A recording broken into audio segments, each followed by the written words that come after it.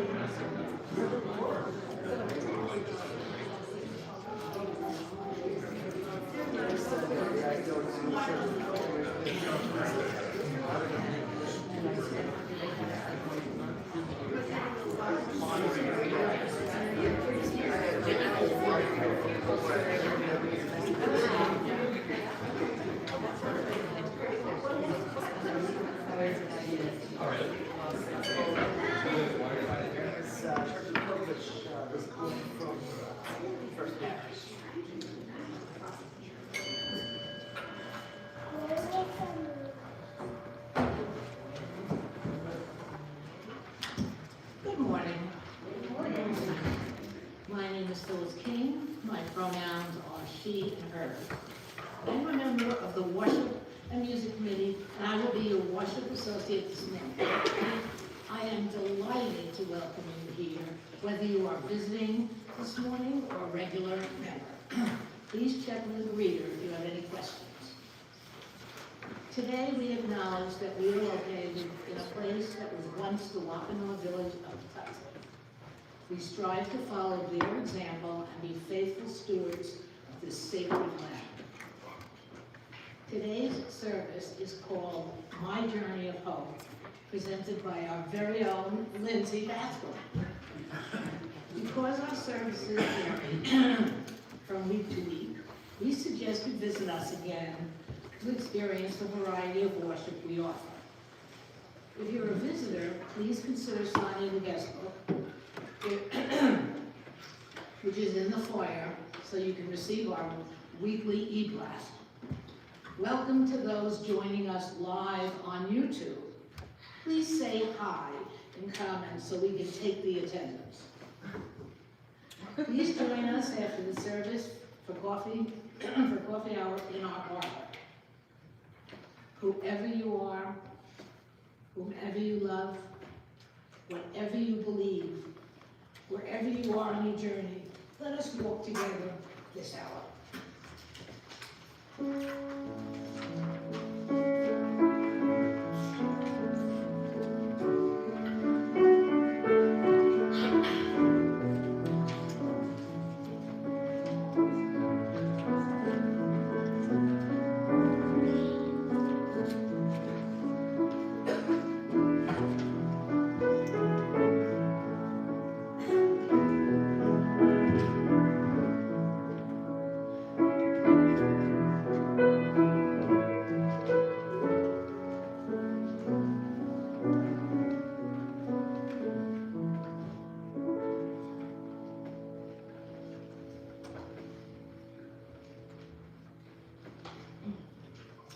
Welcome, beloveds, welcome. We come to the spiritual community this morning with many hopes in our hearts. The hope for inspiration, the hope for comfort, the hope for renewal. In this time and space, may inspiration water our thirsty souls. In this time and space, may comfort blossom in the gardens of our hearts and bring us sweet relief. In this time and space, may renewal course through us, as electric as a surge of energy, as serene as a nourishing meal, as contagious as joy, and bring us vitality and rejuvenation. May our time together honor all the hopes we hold within. May our time together bless us with the gifts of inspiration, comfort, and renewal. Let us worship together.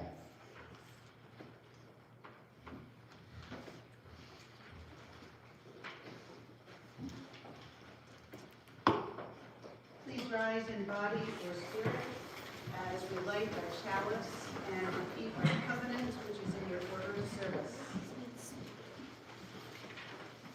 Love is the spirit of this church, and service is law.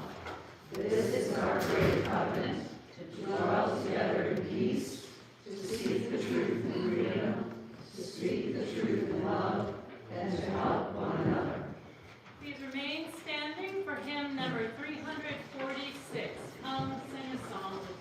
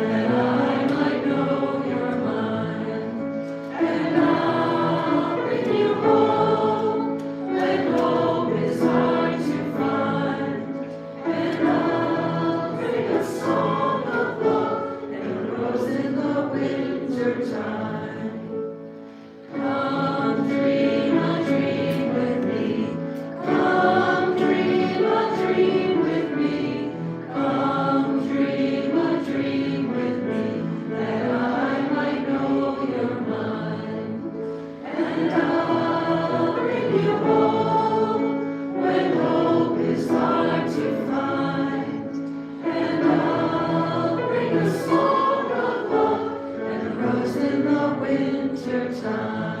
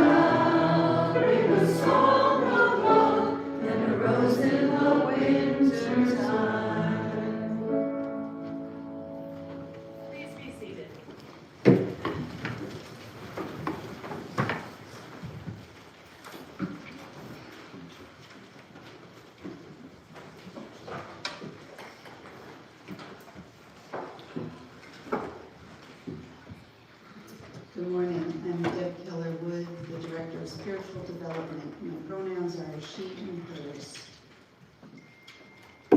So, the sermon title is Journey of Hope. When we say hope, we tend to smile. There's a reason. We connect it with something positive, something good, something we want, something we want to hold on to. So, having talked over the last couple of weeks about hope, reminded me of something where I needed hope. I wanted to be an EMT with my daughters. And I thought that would be pretty easy. They were in high school in a special program, so if they were in high school, I as an old person should be able to be an EMT. No problem. I went through the class. I learned everything. I was used as an example. I was proud of myself. I had homework. A lot of homework. And then I had to take a test. And I'm not good at test taking. And it was a computerized test, so you couldn't ask any questions, you just had to answer what was put in front of you. And I thought, it's okay, I know what I'm doing, I'm okay. So I took my test. Halfway through the test, I started panicking. And I got really scared. But I kept going. And I kept going. And I was trying to count in my head how many things I got wrong or how many things I wasn't sure of. And I kept going. And I kept going. And then when you walk out, you either pass or you don't. I didn't pass. I thought everything was coming to an end. I was going to have to tell my children that I failed the test. That, by the way, they took the week before and both passed. Of course. All of a sudden, I had this weight on my shoulders, and I ached, and I hurt, and I struggled. And I went home, and I took a lot of deep breaths, and I thought about it. And I thought about it, and I thought about it. And I didn't tell them at first, because I wanted to know where I was with it. And then I decided, because it's much easier to make something about teaching your children than to simply admit to yourself, I decided that I could get up, brush off the dirt, and take the test again. And I thought, okay, I can do this. And so then I could say that I was setting an example for my children. So I told them that I didn't pass. And I told them I was going to take the test again. You're allowed to take it 3 times. If you don't pass after the 3rd time, you're done. So I signed up, and I had a 2nd time, and I took deep breaths, and I thought, now I'm going to do great, because I know what it's like. It's not as scary. I know how a computer works. I know I'm going to have an answer at the end. I got more time to study. This is great. I went, I took the test. I answered lots of questions. Some of them I was guessing just a little bit, but I kept going. I got halfway through the test, and my computer went out. Not only mine, everybody in the room. There was a telephone pole that got hit by a car. The pole took down the electricity. I couldn't finish the test. And it's the kind of test where I couldn't take the second half later. I had to start over. So now I had to go home again. And I had to tell my children again that I didn't pass the test. Not that I didn't pass, that nobody was able to finish it. So it was a little more gentle. Then I had to think, is this a sign? Am I getting some message that I really shouldn't be doing this? And I sat and I thought. And I tried to center myself. And I tried to take deep breaths. And I decided, you know what? They say the third time is the charm. They say that things happen for a reason. They say don't give up. What do I want to do? Do I want to be in an MT? Yes, I do. So I went. And this time I had to drive to a new place. I found it, luckily. I went in and I took the test. I wasn't as scared. This is my third time. I kind of knew what I was doing. I got extra study time. I reminded myself I was okay. I finished the test and I passed. That's what hope is all about. Not giving up, trying, searching for what you want, finding your center, getting strength. And so now as I take the children on a journey of learning and discovery, I hope for you to all have that oomph to keep going. This little light of mine, I'm gonna let it shine. This little light of mine, I'm gonna let it shine. This little light of mine, I'm gonna let it shine. Let it shine, let it shine, let it shine. This morning's reading is entitled Meditation on Winter Celebrations. Thank you. We are in the midst of a season of celebration. Celebrations of the birth of new hope, of the festival of lights, of the triumph of freedom. The darkness of the year is lifting and the time of light grows longer. We have gathered with an anticipation of hope for peace on earth and in our homes. We have gathered in this season of celebrations, seeking comfort to soften the pain and the losses our lives have suffered in the fast retreating year. We have gathered to worship joyfully within this season of celebrations with the tenderness and love of family and friends around us. Let us be embraced by the strength and power of this sacred space that we each bring as we create this beloved community. Let joy and sorrow join in the fullness of our living. Let the power and strength we embody join us together as we move through the seasons of celebration into a new year with a new vision of hope for peace on earth. Let us be silent together.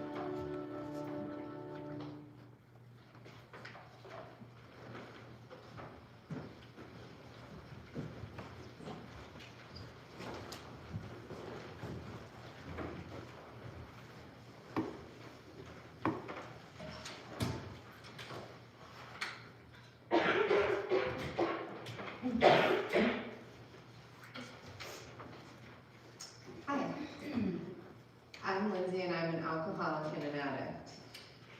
I remember the first time I said those words out loud. My hands were gripping the sides of a cold metal chair in an AA meeting in a church basement back in 2012. People from all walks of life coming together for a greater good, to help one another stay sober. I sat in disbelief that this is where my life took me. How did I get here? I looked around at the other people in the meeting. I was only 23 years old. Surely I was not like them. I felt completely hopeless, confused, and angry that it had come to this point, and I truly believed it would never get much better for me. But I also felt it couldn't get much worse either. Once those initial words, that I'm an alcoholic and an addict, left my mouth, there was no going back. I was on the road to recovery, I just didn't know it yet. I'm not going to go into detailed stories of my active addiction years. We're just going to say it wasn't great. I had alienated my friends and family. I was like a tornado. I was tearing through relationships, obligations, and pieces of myself without hesitation. I watched this destruction happen in real time, but I was unable to stop or control it. My world was filled with darkness, danger, broken promises, and shame. It was hard to look in the mirror and see that shell of myself. I truly had lost all hope. I was powerless over these substances that were destroying my life. My journey of recovery began in that AA meeting in 2012, but I didn't get sober then. It took another year or so of meetings, detox facilities, therapy, and attempts to stop on my own before June 26, 2013, when I ended up having my last drink. Recovery looks different on everyone, and it's never a straight path. It's full of ups and downs. And that one morning in June, I realized I couldn't keep living the way I was. Exhausted and sick of being sick, I told my mom that I needed treatment, and she took me to detox. And though I had been before, this time I committed to longer-term care. I entered a 30-day rehab, unsure of what to expect. The staff members at that rehab, they were all addicts in recovery themselves. They were living proof that sobriety was possible. I arrived there miserable and withdrawn, but watching them laugh and carry themselves with such a lightness sparked something in me. For the first time, I felt hope that if they could do it, maybe I could do it too. One of the most transformative moments in my recovery came with what they call the third step of AA. This step is about surrender, and it's about letting go of the exhausting need to control everything on our own, and instead trusting in a higher power, however we understand it. It is the choice to set aside self-will and accept help. At that time, my higher power wasn't some abstract idea. It was that community I found in that rehab center. The men and women there had walked the same dark roads I had, yet they were living proof that healing and joy were possible. Their strength and example became that power greater than myself, one that carried me forward when I couldn't carry myself. It was during this time that a staff member there asked me a simple question: do you pray? I had grown up Catholic and I knew the words of prayer, but I had truly never felt a connection to God. Prayer had been more of a repetition than a relationship for me. And so when she encouraged me to begin, I literally just started with the words, God, whatever you are, whoever you are, if you even exist, I don't know what I'm doing here, but if you do, please help me listen to the people around me, and please help me keep going. And so it seemed that beginning was enough. One step at a time, I found myself moving forward. I began waking up each day without the craving for a substance, without feeling the desperate need that had once ruled my life. Instead, I was learning to focus on growth, on connection, and on becoming whole. And that itself was a miracle. Before this, I couldn't make it through a single day without a drink or a drug. After rehab, I spent 18 months in a sober living house. Living with 12 other women was not always easy. It's like an understatement. But it gave me the foundation for a new life.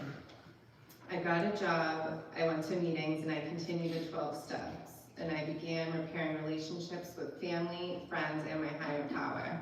I wouldn't trade that time for anything. The women I met in recovery became pillars of strength for me. They carried me through struggles I could not have faced alone. And I found a connection with them unlike anything I'd ever experienced before. Time and time again, their courage inspired me to keep moving forward.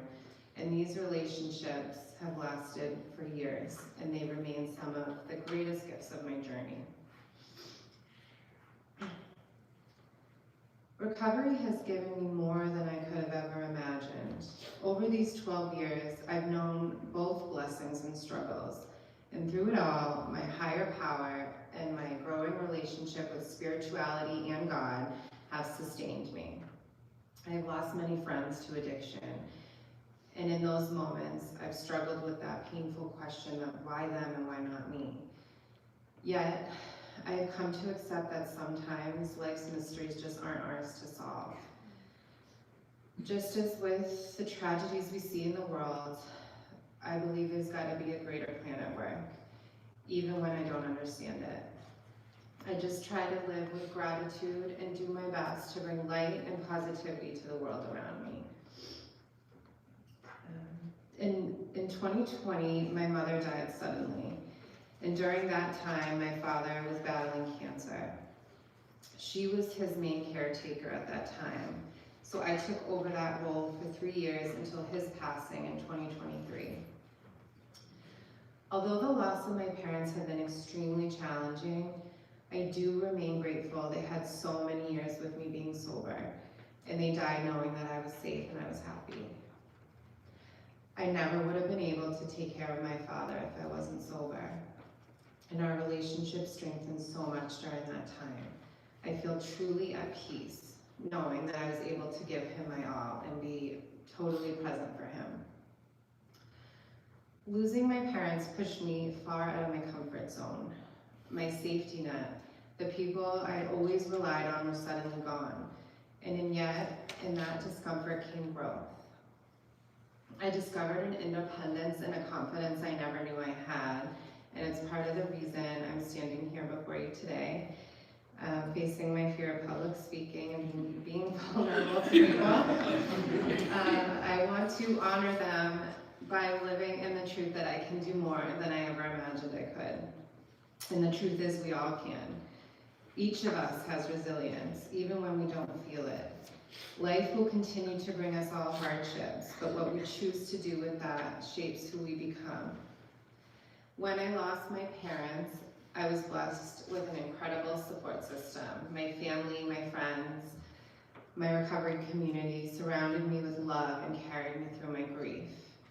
Still, the absence of my mother, the person I leaned on every single day, was so profound. Her voice, her laugh, her guidance, her presence, they were no longer there. In that emptiness, I had to learn to lean more deeply on others, and most importantly, on my higher power. It was in that surrender that I found strength and resilience and the courage to keep moving forward.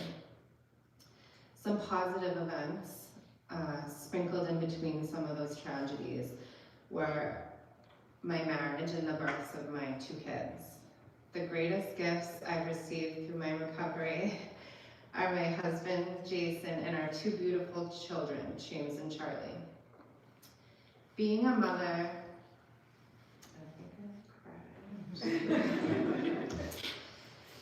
being a mother is both the most challenging and the most rewarding journey I've ever embarked upon. Reflecting on my life, I realized that 12 years ago, I could have never imagined this reality. I'm going to try to keep it together for this. The love and gratitude I carry for my husband is beyond measure. He truly is my heart and soul, and his unwavering support has been a constant source of strength through my journey. No matter what challenges I faced, he stood beside me. He's lifted me up when I needed it most and reminds me that I'm never alone. His faith in me has helped me move forward.